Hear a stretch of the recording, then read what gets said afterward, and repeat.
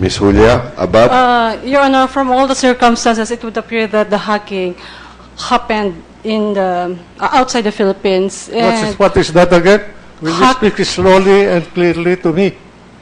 It appears, Your Honor, that hacking happened outside the Philippines, not here in the Philippines. So, Yes, but, are you it not is beyond. interested to find out?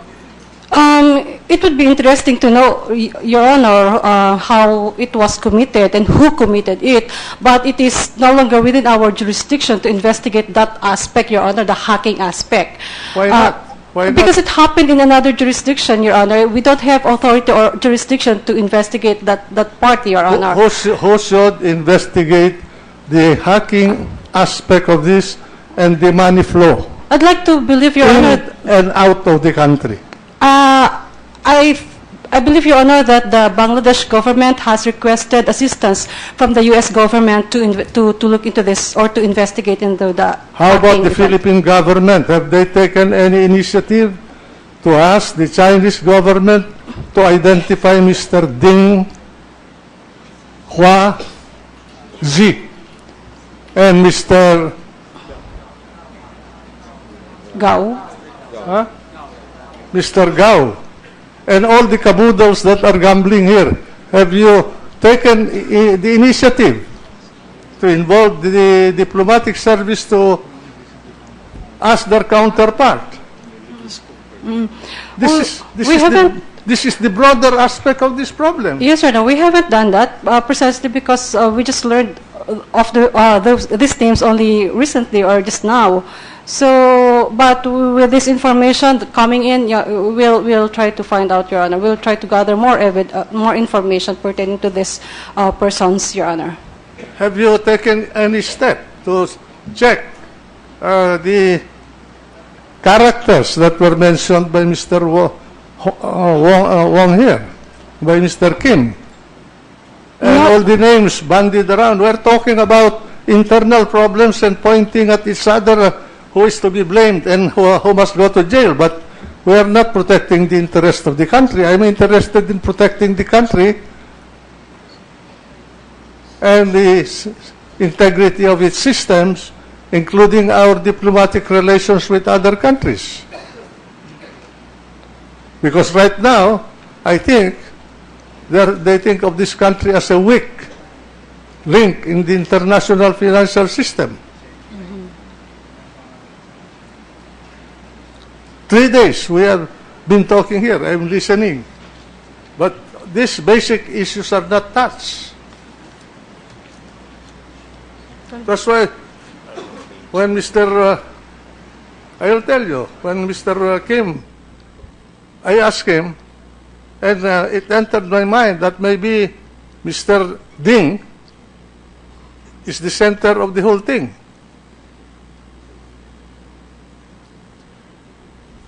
Do you agree? Do you disagree? Or do you do not give any importance of these names? Well, considering, Your Honor, that... Well, you see, pointing at each other, this bank, this agent, that agent, this sugar roll, that sugar roll. What is that? We know that already. We have the internal laws, but they've broken it through a new technology that perhaps was an ABC to the hackers, but it is very esoteric to us. Now, I'm addressing this to you because you are a part of this present government.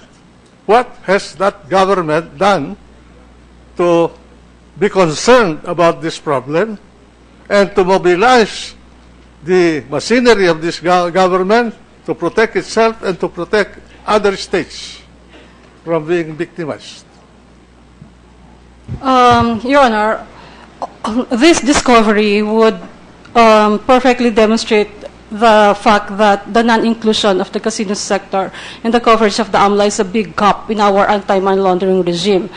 Had the casino sector been included in the coverage of the AMLA, probably all these transactions by the junket operators You don't point with the casino would have been reported to us. To Congress.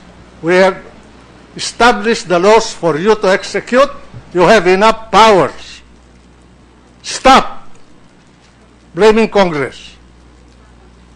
Blame the people who control the House of Representatives because they were the ones who removed the provision that I introduced, at least to bring the casino operation under the ambit of the AMLA. And you are a part of the administration right now. Now you tell me, what has this government done to come into the picture except for you to appear here to really go to the bottom of this national problem? Answer. Your Honor, since the Bangladesh government has requested assistance from us, from the Central Bank of the Philippines, from the AMLAC, to recover they the have money asked that's... for assistance from whom? Your Honor, the Bangladesh government has I'm talking about the Philippine government of the Republic Incorporated of the Philippines. Your Honor, the Bangko Sentral ng Pilipinas and the AMLAC are part of the government of the Philippines.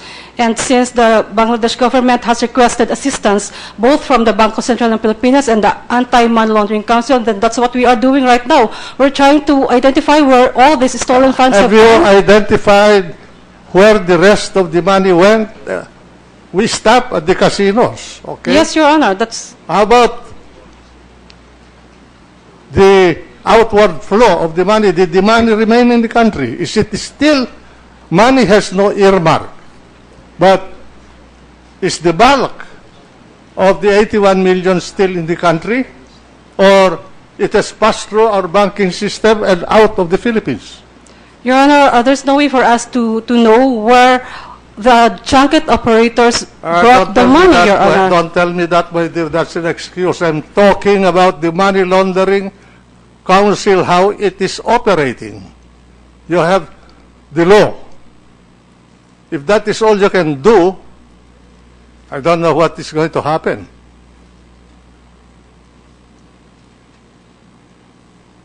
Your Honor, please. There's an admission from one of our resource persons that big part of this money went to the junket operators, and it would appear that the money is still with them. So but we don't have information. How did the junket operator move that money from the Philippine banking system and out of it?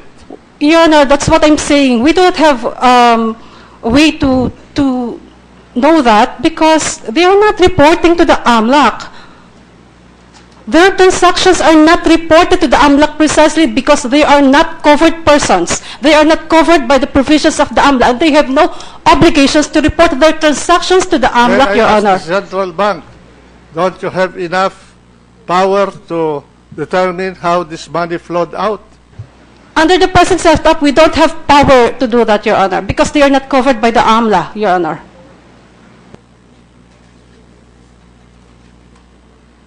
So you say you're powerless. What kind of power do you further need? Include the casinos? That has been the relief that we are seeking, Your I'm asking Honor. you a pointed question because I will not be here anymore, but I'm asking you, what will the future Congress do? How will they craft the law? You have the experience now. You are the executors of the law. You know your deficiencies. You know your weaknesses. Tell us. Include the casinos. Is that your solution? Yes, Your Honor. Include the casino in the coverage of the law and require the casino operators, including the junket operators, to comply with the obligations provided under the law, which include customer identification, record keeping, and reporting of suspicious and covert transactions, Your Honor.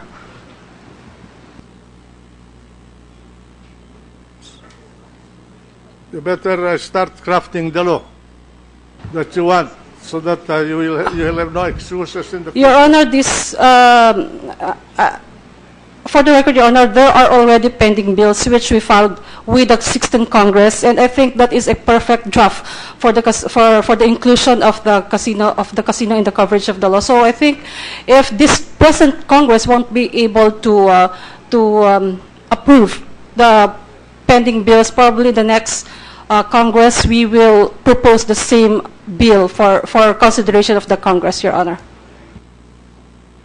How soon do you think can the government uncover the nationality of the hackers?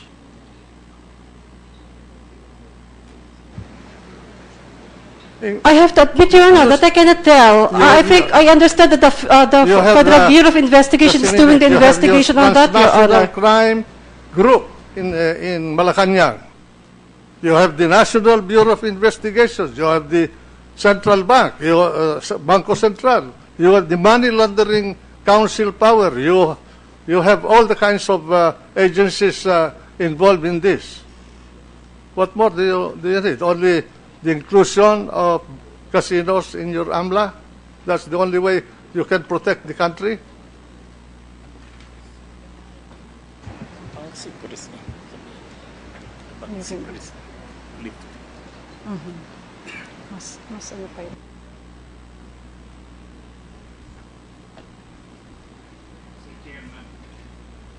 This Manidook of the Council. Mr. Chairman, Your Honors, I would like to inform the committee that we have started our discussion with the local Chinese embassy yesterday. Why don't you... Since we have just gathered additional information concerning the junkets, plus the names mentioned by Mr. Kim Wong, we will pursue this meeting with them. Unfortunately, China does not have the counterpart of Anti-Money Laundering Council. In other countries, as well as in other jurisdictions, there are existing financial intelligence units which we can correspond and consult with, even exchange information, provided we have entered into a memorandum of understanding. Unfortunately, that does not exist with respect to China, sir. Do you think China will condone operations like this by their people? Is that your assumption? Don't you know that gambling in China is prohibited? And if you write their prime minister and plead with him to check the background of Mr. Ding and Mr. Gao, they will be probably be interested to find out who these people are who are gambling in the Philippines. Yes, Your Honor. We are thankful for that Do you want? Yes. Why are you waiting for a humble senator to suggest to you how to run this country? It's so simple. Do your jobs. We'll definitely take action along that line, Your Honors. But how many hours have passed since February 5? And you are still thinking about the action you're going to do. Is that the degree of efficiency of government that we should acclaim? Mr. Chairman, we just collected this information very recently. In fact, I think from the report of the casinos, which we received yesterday about these junket operators and players. And this is further reinforced by the testimony given to us by Mr. Wong. And we are thankful for this development. You did not believe the sworn testimony of the people talking here for 3 days, for 2 days at least before this day? This is our third hearing, no? You did not believe this is sworn testimonies going around in this room all this time? You have to wait for Mr. Kim to come here and tell us these things, only to be shocked that after all, he's not, according to his narration of facts, he was not the center of the game, but only a part player. And then he was the one who mentioned the two names, Mr. Gao and Mr. Ding. But even before you heard those names, you heard the name, Mr. Weikang Zhu. You could have at least sent a communication. Who is Mr. Weikang Zhu in China? What province does he come from? What region of China? Is he a member of the Politburo? Or what?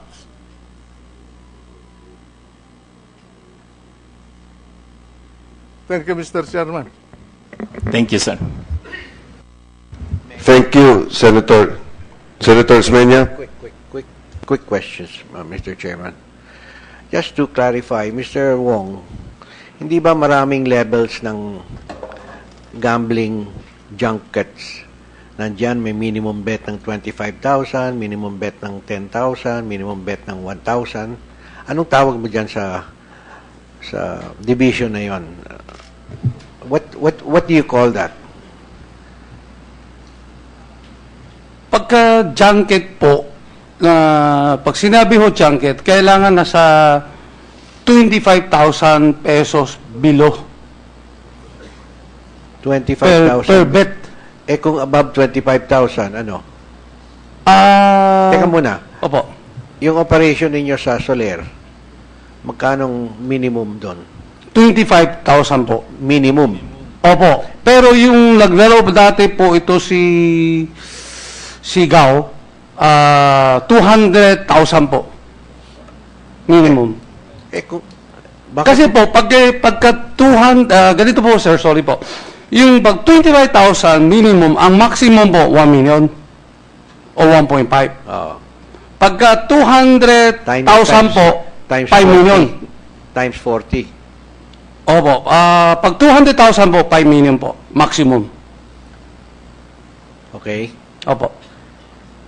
So, sinesegregate yan, hindi ba? Yung mga... Hindi, compare po sa check-in ng pera. Kunyari, today, maglalaro si Juan. Tinanong kanina ng isang senador, Opo. bakit nagbukas ang Pagcor ng ibang casino sa Midas in competition with Soler? Ang sagot po dyan, mas mababa ho ang minimum bet sa Midas. So, ito para... may tawag dyan eh. Opo, pero pagka... Sagutin mo muna ako, what do you call those levels? Wala po, junket pa din po. Junket pa din po, kaya lang po... Anong diferensya sa 25,000, 200,000, 1,000? Opo. Kasi po, pagka nasa Sula, di ba, napakaganda po. So, parang marami player po, maaki po mo di ba? Pag dinala mo po sa Midas, di ba, hindi naman... Simple lang. Hindi mahirap sabihin po, di ba? Pero tingnan nyo naman, yung casino po lang Sula, tsaka Midas, ang laki ng diferensya po. Pinapoint out mo nga kanina na hindi nagko-compete yan. Kasi yung mga iba, low rollers. Opo, medyo mababa po ang customer po namin. Para yung mga ibang player po namin papuntang Sula, medyo magandang suot. Pag dito naman medyo, alam mo niyo, di ba sa Midas yung suot? Nasa pustahan yan eh. Opo. Maski naka-jeans ako, tatanggapin ako Pero, sa Soler, basta may $10 million ako na ipupusta, di ba? Opo. Pero, ganun kasi ang distinction siyempre. Pag pupunta ka sa Soler, ang ganda ng hotel, medyo malaki customer. Pag pupunta ka sa Maida, di ba, yung tulugan po, hindi naman. So, nakikita na po yung player mo, yung balance po. Okay, so kaya they're not in competition with each other because yung Soler, they get the high rollers. Opo. Midas gets the low rollers. Opo, opo. Okay. Parang ganun po ang ano po. Ngayon, yung paggamit ng dead chips, anong advantage ng casino dyan? Mukhang advantage lang sa accounting ng junket operator and junket agent, di ba? Opo, agent lang po. Ha? Sa agent po, sa agent po. Sa agent lang? Opo. Okay. Kasi yun po ang nakakaakit. The casino doesn't care about dead Wala chips, po, wala di ba? po. Okay. Wala po. Ngayon, kung kasabwat ng agent ng money launderer, o di, hindi imik yung agent. Hindi siya maghahanap ng player kasi money laundered yan talagang dapat pasok, labas lang di ba? Opo, pero kailangan itaya po yung pera po. Ha? Kasi dead po, kailangan, yung dead chip po, itaya para maging live chips po. Hindi mo makakash yung dead chips po. Alam ko yun. Opo, sir. Pero that will be eventually cashed. Kasi, dapat mag-agree ang junket agent. Opo. Halimbawa lang, Opo. nagdala tayo ng $1 million doon. Opo. Meron akong junket agent. Opo. Diba? Sinugal ko. Opo. Tapos, at the end of 1 week, break Opo. even lang ako. Break even. Opo. Di makukuha ko rin yung 1 million ko, di ba? Hindi na dead chip na yun. Cashable chip na yun. Hindi po. Kasi, Teka muna, puhunan ko yun Opo. Unless ikaw nag-advance ng pera sa akin. hindi. Kasi po, kung manalo po siya, makukuha yung cash po. Hindi ko sinasabi yun. Opo At po. the end of the trip, Kim, Opo. ha? Opo. Tapos na. Opo. Naka 1 week na ako sa Midas, for example. May dead chip, hindi ako makakalabas.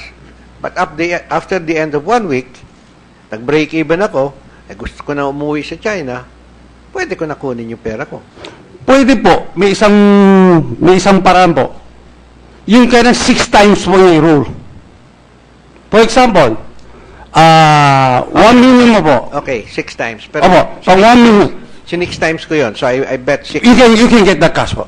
Okay, so I Okay, can for get example, it. 1 million. Ang sinasabi ko lang, I can get the cash out at the end. Opo. As long as I follow, as long as I obey the conditions. Opo, yung 6 times for all. Okay. Okay po. Alright. Ngayon, may punan ako ng $1 million. On the first day, Opo. nagiging 1.5 million. Pwede ko na i-cash yung Yung 500,000. 5. Opo. Ha? Opo. Pwede ko na iuwi yun. Opo. Alright. Ngayon, natalo ako the following day ng 500,000. Opo. Hindi pa ako makakauwi kasi hindi pa ako nakaka-6 times. Yes diba? po, opo. Alright. At the end of the week, naka-6 times na ako, Opo. natalo ako ng 500,000, Opo. makakas ko yung remaining 500,000. Opo. Pag 6 times mo na ron. So, ang kondisyon nito ay nasa junket agent, hindi ho sa casino. Hindi po. Okay. So, this is only for the accounting of the junket agent. Di ba? Opo, para yung accounting po, para magkano po yung commission niya po. Okay. Every time po. Alright. So, therefore, hindi pwede sabihin na hindi pwede i-launder sa casino kasi dead chip yan. No, hindi pwede yan. Kasi pagkasabwat mo yung junket agent, he doesn't care if you gamble 6 times or not, di ba? Hindi po. Nakikita po sa computer ho, yung pera po, yung umiikot po yung pera po. Hindi, teka muna. Pero Oh. kung hindi mag-complain ang junket agent, hindi ko kailangan mag 6 times rollover. I don't even have to bet. Mahari po. Ha? Mahari Okay. po. Mahari po. Halimbawa, pumasok ako doon, may $1 million ako, sasabihin ko sa junket agent, eto na, yung 100,000 mo. I-cash mo ulit yung 900,000. Possible po lahat, sir. Possible po lahat. Hindi lang possible. Doable. Di ba? Siguro po. Siyempre, ako naglo-launder ng Opo. pera, di ba? O, di magbabayad ako ng komisyon. Ayoko naman isugal yan Dinadaan ko lang sa casino para masasabi ko na, uy, nanalo ko sa casino. In that way, it takes on a patina of legitimacy and the dirty money now becomes clean money. Di ba? Opo. Okay. Ngayon, I think I'll say, oh yeah, let me ask some questions of Philrem. Philrem, you encashed about how much dollars lang? Total? 18, Your Honor. 18. Of the 18, you say that 5 million was given to Kim Wong. Or at least Kim Wong, Mr. Kim Wong says he received 5 I gave all 18 to Wei Mr. Kim Kang-soo. Wong. Okay. Now, the 18, where did you, which bank issued the dollars, the cash? Sir, iba-ibang bank po. But I can... Okay, need would the you check. like to submit to the committee the banks which Wait, Your, gave you the dollars? Your Honor, will it just be for the committee? Or will it be a public document? Or... Well, it can be for the committee. Okay, Your Honor. We will... And would you like us also, would you like to furnish the committee? Kasi pag ang bangko nag-i-issue yan, they copy all the serial numbers, di ba? Your Honor, hindi ho lahat ng bangko. Hindi lahat ng bangko? Oo. Yung may, Does RCBC nagre-require ng, ng, Mr. Tan, what do you call or this?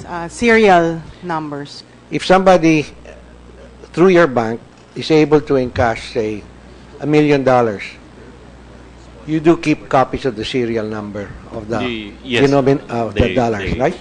They jot all the serial numbers. Okay.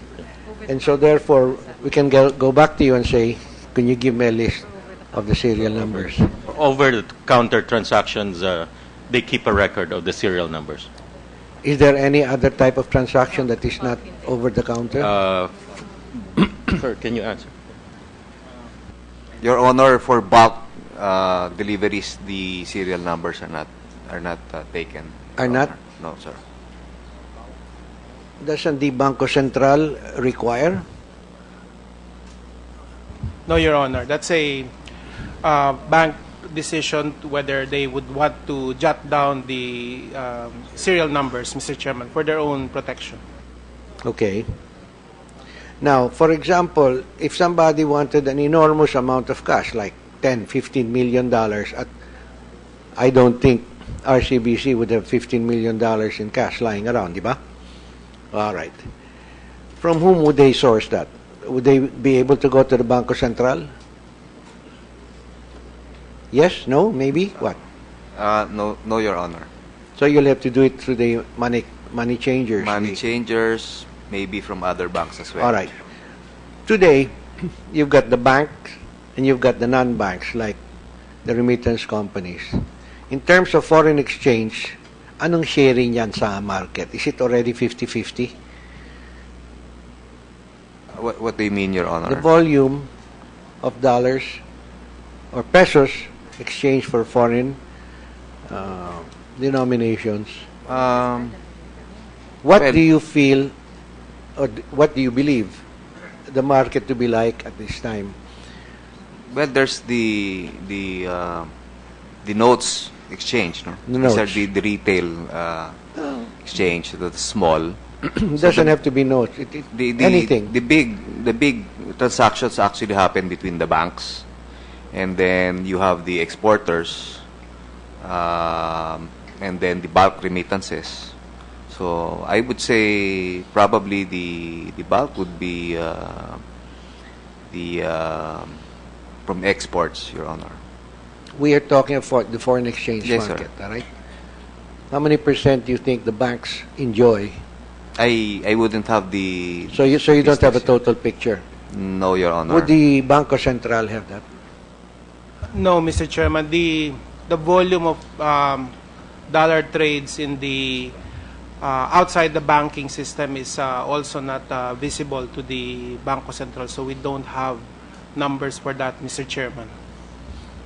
Don't you want numbers for that? Yes, Mr. Chairman, we want to understand better the size of that market, and considering the discussion here, it seems to be already a fairly deep market because the transactions are large. Yes, I understand. It's about 50%. And as a matter of fact, because the Bangko Sentral regulates the formal side, it's the informal side that benefits because they have less regulation. Am I correct?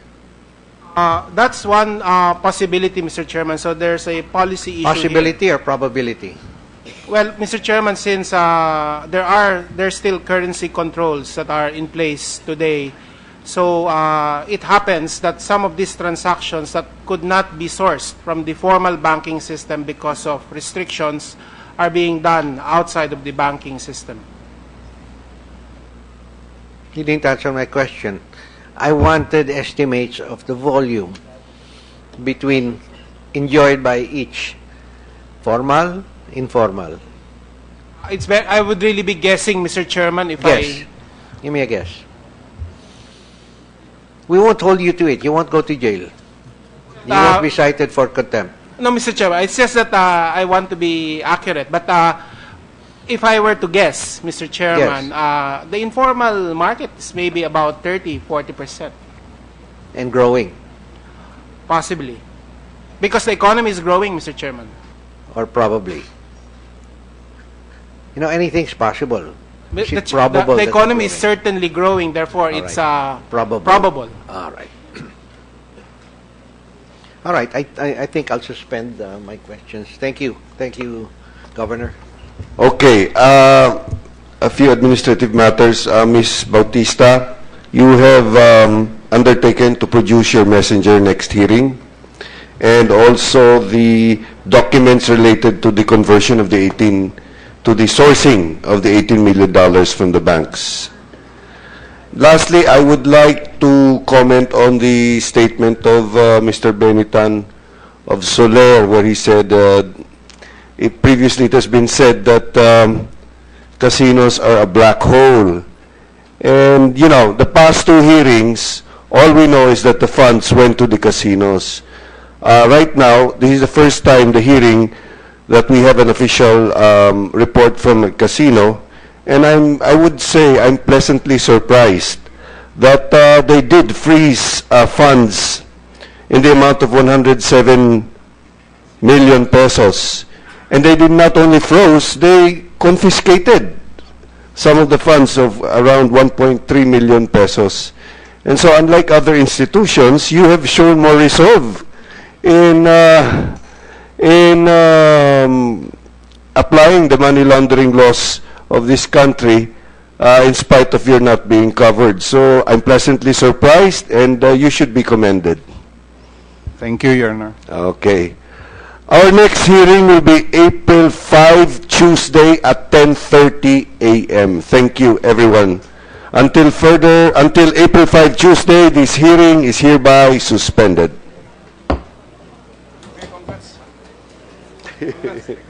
Thank you. 6.5 hours. Yeah, I wanted to end at 4, but you know. It's good.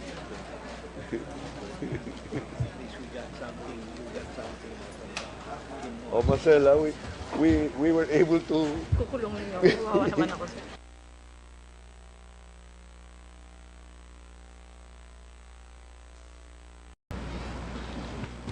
Ms. Julia, Abad? Your Honor, from all the circumstances, it would appear that the hacking happened in the outside the Philippines. And What is that again? Will you speak slowly and clearly to me? it appears, Your Honor, that hacking happened outside the Philippines, not here in the Philippines. So, Yes, but are you it not is beyond. interested to find out? It would be interesting to know, Your Honor, how it was committed and who committed it, but it is no longer within our jurisdiction to investigate that aspect, Your Honor, the hacking aspect. Why not?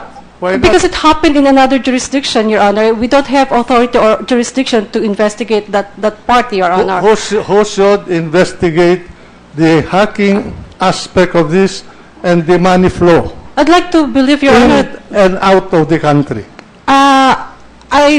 I believe, Your Honor, that the Bangladesh government has requested assistance from the U.S. government to look into this or to investigate into the. How about the event. Philippine government? Have they taken, or do you do not give any importance of these names? Well, considering, Your Honor, that We're busy pointing at each other. This bank, this agent, that agent, this sugar roll, that sugar roll. What is that? We know that already. We have the internal laws, but they've broken it through a new technology that perhaps was an ABC to the hackers, but it is very esoteric to us. Now, I'm addressing this to you because you are a part of this present government. What has that government done to be concerned about this problem and to mobilize the machinery of this government to protect itself and to protect other states from being victimized? And any initiative to ask the Chinese government to identify Mr. Ding Hua Zi and Mr. Gao. Mr. Gao and all the caboodles that are gambling here. Have you taken the initiative to involve the diplomatic service to ask their counterpart? This is the broader aspect of this problem. Yes, sir. No, we haven't done that precisely because we just learned of these names only recently or just now. So, but with this information coming in, yeah, we'll try to find out, Your Honor. We'll try to gather more information pertaining to these persons, Your Honor. Have you taken any step to check the characters that were mentioned by Mr. Wong here, by Mr. Kim, and all the names bandied around? Your Honor, this discovery would perfectly demonstrate the fact that the non-inclusion of the casino sector in the coverage of the AMLA is a big gap in our anti-money laundering regime. Had the casino sector been included in the coverage of the AMLA, probably all these transactions by the junket operators with the casino would have been reported to us. To Congress, we have established the laws for you to execute. You have enough powers. Stop blaming Congress. Blame the people who control the House of Representatives because they were the ones who removed the provision that I introduced, at least to bring the casino operation under the ambit of the AMLA. And you are a part of the administration right now. Now you tell me, what we're talking about internal problems and pointing at each other who is to be blamed and who must go to jail, but we are not protecting the interest of the country. I'm interested in protecting the country and the integrity of its systems, including our diplomatic relations with other countries. Because right now, I think, they think of this country as a weak link in the international financial system. 3 days we have been talking here. I'm listening. But these basic issues are not touched. That's why when I'll tell you, when Mr. Kim, I asked him, and it entered my mind that maybe Mr. Ding is the center of the whole thing.